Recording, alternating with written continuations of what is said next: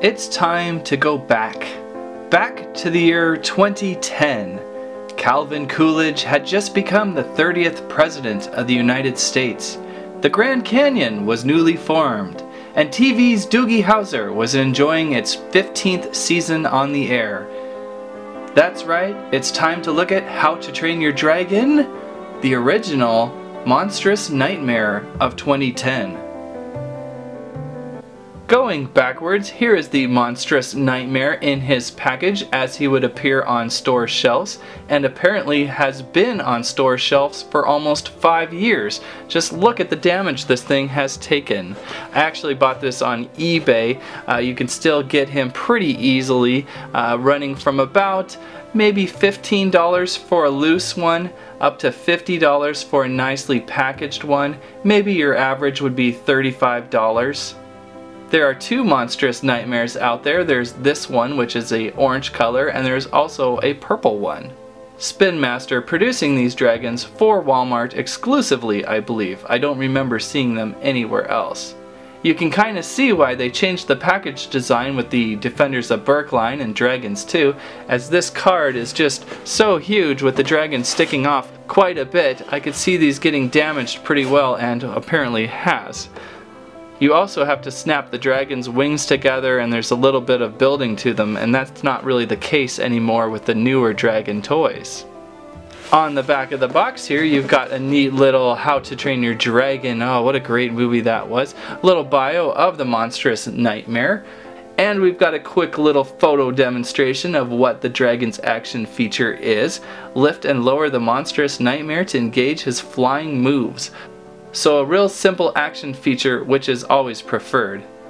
I also like down here how they've got the look for the video game in an unmarked package. That's how they did things in 2010 when they still used the telegraph to do toy design boxes. So the Monstrous Nightmare easily burns out of his package. I should note, I do have a 2010 Toothless figure. He was the only dragon that I picked up from that collection, although I did pick up a bin of plastic dragons as well. I'm still kicking myself because I was holding a Red Death action figure and almost picked him up several times, and now he runs for over $300 on eBay. I'm also kicking myself for losing the projectile that Toothless had. I usually always keep my toys intact, and for some reason he's missing his projectile.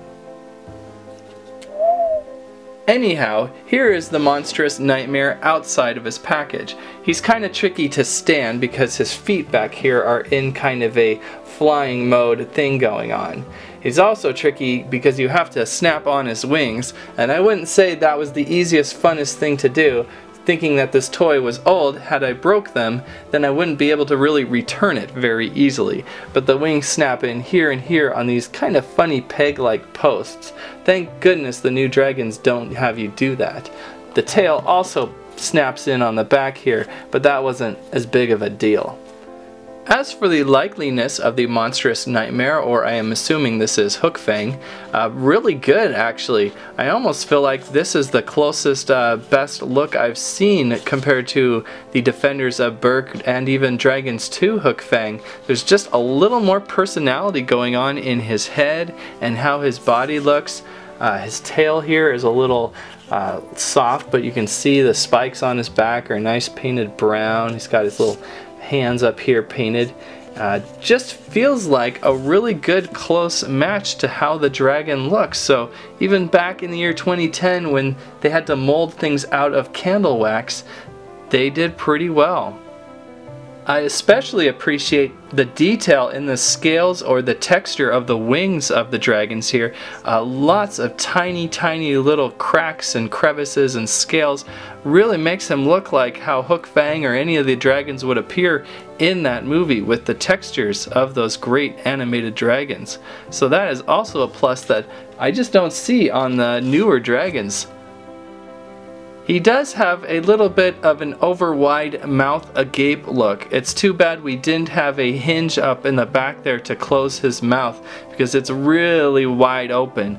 But the Monstrous Nightmare was good at giving a roar like type of thing going, so I guess that's okay. I should also note his head rotates here on the neck, right where it attaches to his body on the hinge here. Hey, how's it going, Hookfang? I like hot sauce!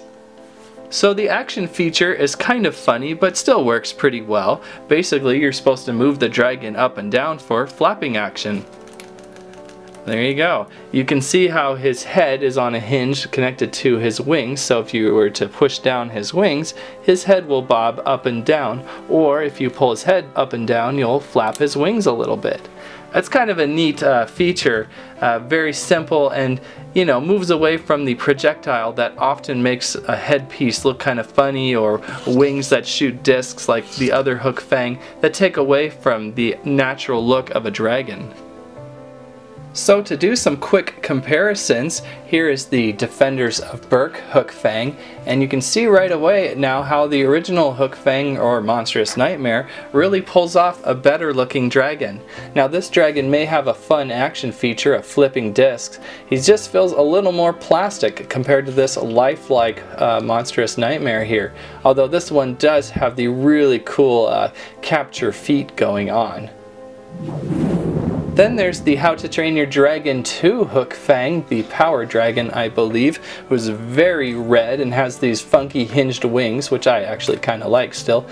You can see that this one's even more plastic playfulness compared to this lifelike dude. This one, the benefit having the awesome riding saddle going on. So, it's nice to see that these three different Hookfangs are radically different. Probably should note that there was no riding pegs back on this guy, and I guess you could pretend that in the original movie, as they were getting their dragons and pairing them up with riders, they did not have saddles and all that things yet, so we don't really expect that. And this is the older Snotlout from the new movie, so not really authentic either. Fuck! So that is your 2010 Monstrous Nightmare. Totally glad I took the time and a little extra funds to pick up one of those older style dragons. I also picked up the infamous Zippleback, so I will be reviewing him shortly. So until scientists discover the next 3 planets, Neptune, Uranus, and Pluto, that's all I have to say about that from the year 2010. Thanks for watching Squirrel Stampede. I used to get a hamburger, fries, and Coke, a trolley ride into town, and a movie all for a nickel. A nickel? Wow, times have changed.